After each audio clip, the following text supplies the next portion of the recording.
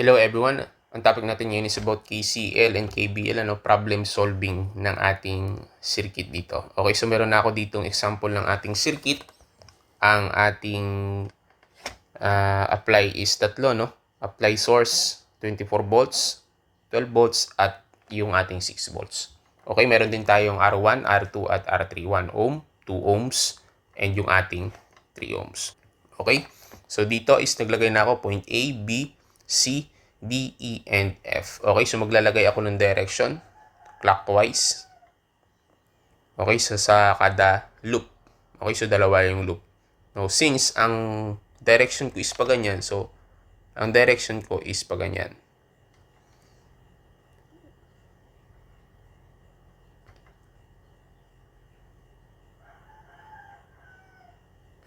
Okay, so is dito, ganun din.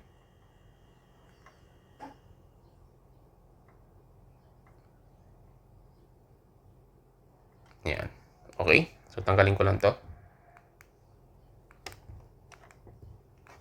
Okay, so proceed tayo sa ating KCL. Okay, KCL equation. Okay, so ang I1 ko sa R1, I3, at I2. Okay, ang direction niya is ito. Sa I1, ang direction niya is ito. Sa I2, ang direction niya sa I3 is ito. Okay? Kung mapapansin nyo, alin yung pumasok dyan o yung nag-enter? Yung I1 lang. At dito sa junction na B or sa node B. Okay, so I1 equal sa nag-out na I2 plus I3. Okay, this will be the equations for KCL, no? So, next is KBL equation. So, sa loop 1 natin, from A to B, may nakalimutan ako yung assigned polarity, no? So, dito is tatlo yung source. Ano yung pinakamataas? 24 volts. So, ito yung pagbabasehan ko ng polarity ko. Okay? So, itong point na to ay more positive. Malapit siya dito sa ating 24 volts. You know, the other side must be negative.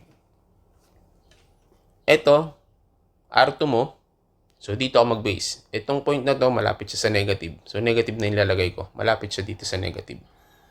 If that is negative, no? So, the other point must be positive. So, ito is mas malapit sa positive. 24 volts. Okay? So, the other side must be negative. Okay? So, tapos na yung pag-a-assign ng polarity natin. Let's go around the loop. So, from point A to point B, so nadaanan ko is R1. So, voltage drop yan. So, BR1. So, una ko nadaanan is positive. Ito. So, positive BR1. Okay? So, again, kung ano yung una mo madadaan ng polarity, yun yung gagamitin mo. Okay? So, pag dating ko sa point B, papunta ko sa E, nadaanan ko is voltage source at saka voltage drop sa R2. Okay? So, ang una ko nadaanan sa voltage source to 12 volts ay plus. So, plus 12 volts. Next is, una kong nadaanan is kasunod yung nadaanan is BR2. So, ang una kong nadaanan is positive. So, positive BR2. So, E to F, wala. Then, F back to A, nadaanan ko si 24 volts. Una kong nadaanan sa kanya is negative. So, ilalagay ko yung negative 24 volts. Equate ko sa 0. Okay, so loop 2. Loop 1, loop 2. Okay? So, from B to C, go around the loop from B to C, nadaanan ko si R3. So, BR3. Una ko nadaanan is positive, ilalagay ko is positive BR3. Kasunod, C to D. Okay? So, nadaanan ko si 6 volts. Una ko nadaanan is positive, so ilalagay ko is positive 6 volts. From D to E is wala.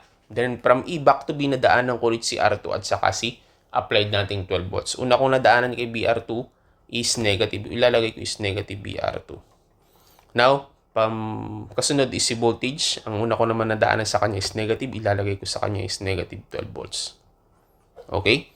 So, ngayon, kay loop 1, papalitan ko yung BR1 ng I1 R1. Kasi ang formula natin ng voltage is I times R. So, since BR1 yan, so ang gagamitin ko is yung current sa I1, since R1, and then yung resistor na R1. Okay, so mangyayari is I1 nakamultiply kay R1. Okay? So, plus 12 volts plus I2 R2 minus 24 volts equal sa 0. Okay? Substitute ko yung R1 natin, 1 ohm, plus 12 volts, plus sa R2 ko is 2 ohms, minus 24 volts, equal sa 0. Sa loop 2. Okay? So, BR3, ilalagay ko ay I3, R3, plus 6 volts, minus I2, R2, minus 12 volts, equal sa 0. Okay? Substitute ko. I3, 3 ohms yung aking R3, plus 6 volts, minus I2, 2 ohms. No? R2 natin is 2 ohms, minus 12 volts, equal sa 0. Now, dito is, pagsamahin ko yung 12 volts at saka negative 24. So, 1 ohm. So, plus ko yung I2, 2 ohms. Tapos, plus, positive 12 minus 24, negative 12. Ang sagot, negative 12 volts equals sa 0. Okay? So, pagdating dito, I3, 3 ohms. So, plus 6 minus 12, ang sagot is negative 6 times, 6 plus 12 is 18. 18 volts minus I2, 2 ohms. Okay? So, be careful sa paglalagay ng polarity ng negative sign, ano? Kasi pag nagkamali ka dyan, mali na lahat ng equation mo. Okay? So, next is, ito may I2, may I3. Kaya lang, ito I2 lang, tapos I1 na. So, gagawin ko, palitan ko yung I1 ng I2 plus I3. No? Para maging pareho sila nito. Parehong may I2. No? Magkakaroon sila ng parehong may I2 at I3. So, si I1 ko is equivalent kay I2 plus I3. Nakamultiply yan sa 1 ohm. Plus, ayusin ko lang. I2 plus I3, nakamultiply yan sa 1 ohm. Plus I2, 2 ohms minus 12 volts equal sa 0. Okay? So, copy ko lang itong isa, no? Hindi, wag na yan. Dito na tayo, diretso na. So, distribute ko yung 1 ohm sa I2 at saka sa I3. So, magiging siyang I2, 1 ohm, plus I3, 1 ohm, plus I2, 2 ohms, minus 12 volts equal sa 0. So, pagsamahin ko yung parehong may I2, magiging siyang I2, 1 ohm, di ba? Tapos, ganito na gawin ko, ilabas ko na yung I2 diretso. Magiging siyang 1 ohm, plus 2 ohms, tapos plus I3 na 1 ohm, minus 12 volt equal sa 0. Okay? So, isolve ko yung 1 ohm plus 2 ohms. So, magiging siyang 3 ohms. Huwag ka nang lagyan ng parenthesis. 3 ohms. Plus I3, 1 ohm. Minus 12 volt equal sa 0. Okay? So, ngayon, ito, pareho na silang may I2. Ito yung I2 mo, pareho na silang may I3. So, pwede na natin silang pagsamahin, ano, yung tinatawag na simultaneous equation. Okay? So, sa loop 1, copy ko lang I2, 3 ohms, plus I3, 1 ohm, minus 12 volt equal sa 0. Next is, itapat ko yung I3. I3, 3 ohms, tapos, tapat ko yung negative 80, no? Tapos, minus I2, 2 ohms naman siya. Okay, equal yan sa 0. Now, ang gagawin ko is, eliminate ko yung isa, yung I3 or I2. Now, paano ko gagawin? So, dito naman tayo mag-eliminate sa I3. Pwede din yung I2. So, dito naman sa I3, mas mabilis kasi yan eh. Kasi multiply ko lang isa sa negative 3. Okay, so kapag minultiply ko siya sa negative 3, magiging siyang negative 3 times I2, 3. So, magiging siyang negative I2, 9 ohms. Tapos, itong isa, negative 3 plus negative 3 times positive I3, 1 ohm. So, magiging na siyang negative 3 I3, 1 ohm. Negative I3, 1 ohm. 1 times 3 is 3 ohms. So, 3 ohms. Minus, magiging positive na siya. Negative times negative is positive. 12 times 3 is 36. Is equal to 0. Okay? Now, next, copy ko lang to. I2, 2 ohms. Plus I3, 3 ohms. Minus 18 volts. Equal sa 0.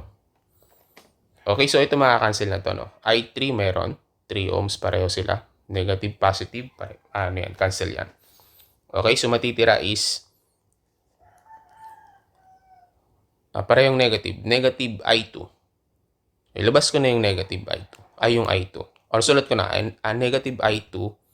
Nusulat ko muna, negative I2 ohms minus I2, 2 ohms. Okay? So, copy ko yung, ganito na lang. Plus 36 minus 18. Anong sagot? Okay? So, ang sagot is 18 volts. Okay? So, mangyayari is, labas ko yung I2. Matitira sa kanya is negative 9 ohms minus 2 ohms plus 18 volts equal sa 0. So, mangyayari is I2, negative 9 minus 2 is negative 11 ohms plus 18 volts equal sa 0. Okay?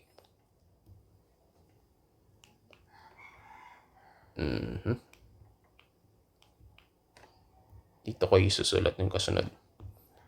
Okay? So, magiging na siyang negative I2, 11 plus 18 volts equal sa 0. So, labas ko yung lipat ko yung positive 18 sa kabila, magiging siyang negative 18 volts. Okay, so divide ko sa both sides sa negative 11. So, matitira kong I2 is equivalent to positive 18 over 11 volts. Amperes. Ito kasing 11 mo is ohms yan, no? So, magiging siyang amperes or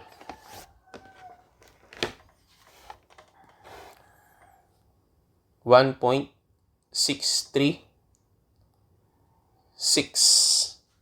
Okay? Or simply 1.64 amperes. Okay, yun na yung I2 mo. So, next is yung I3 mo. Okay? So, pwede mong gamitin itong equation na to. Okay? So, pwede rin naman ito. Ang ibibigay naman sa yung sagot niyan is pareho lang. Okay? So, I2 mo, 3 ohms plus I3, 1 ohm minus 12 volts equal sa 0. Again, yung I2 mo ay 18 over 11. 18 over 11.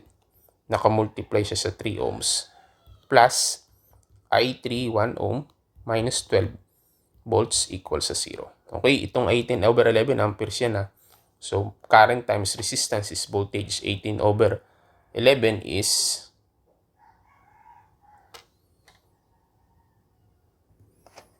okay, wait lang. May something wrong sa aking solution, no? Yung negative 18. At hindi siya negative 18. Kasi plus positive 6 minus 12 ang sagot dapat dyan is 6 volts. But 18 yung nalagay ko. So, dito nagkamali, no? Dapat dito ay 6 volts.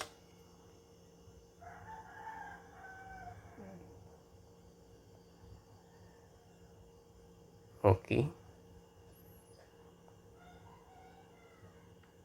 Okay, dapat ito ay dapat ito ay negative 6. No? Negative 6. Okay. So, magiging siyang positive 30 na lang.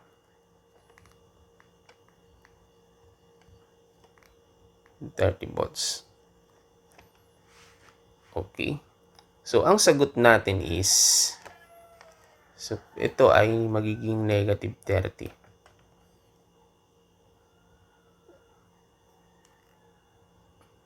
Tapos ito ay positive 30 volts. Okay. So, ang sagot dito natin is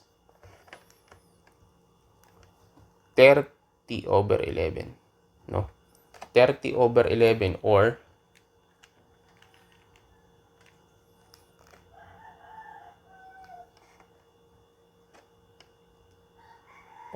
2.72 7 or 2.73 amperes. Okay, yan yung sagot natin. 30 over 11.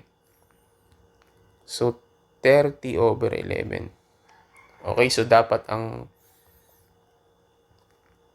ito ay 90. 30 times 3 is 90. 90 over 11 volts to. Plus I3, 1 ohm. Minus 12 volts equals sa 0. So, pagsamahin ko yung, unahin ko muna to, I3, 1 ohm. So, 90 over 11. 90 over 11 minus 12. Ang sagot is negative 42 over 11 equal sa 0. So, copy ko I3, 1 ohm. Lipat ko sa kabila, magiging siyang positive 42 over 11.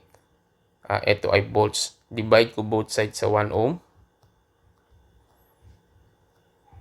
So, ang I3 ko ay equal sa 42 over 11 amperes, which is equivalent sa or 3.8218 or 3.82 amperes. Okay? So, makukompute ko na ngayon yung yung I1 ko. I1 is equivalent to I2 plus I3. Okay, ang I2 ko is 30 over 11 plus 42 over 11. Okay, so ang I1 ko ngayon is simply 72 over 11 amperes or 72 over 11 is equivalent to 6.545 or 6.55 amperes. Okay? So, ang I1 ko is 72 over 11 amperes yan. Ang I2 ko is 30 over 11 amperes yan. Ang I3 ko ay 42 over 11 amperes. Okay? So, ang equation natin again is I1 is equals to I2 plus I3. So, yung I1 natin is positive is equal to, ang I2 natin is positive pa rin plus yung I3 natin ay positive pa rin. Okay? So, walang nabago sa ating sign. So, ibig sabihin tama yung pagkaka-assign natin ng direction. Okay, yan talaga yung pinaka-direction na nangyayari sa circuit natin, conventional.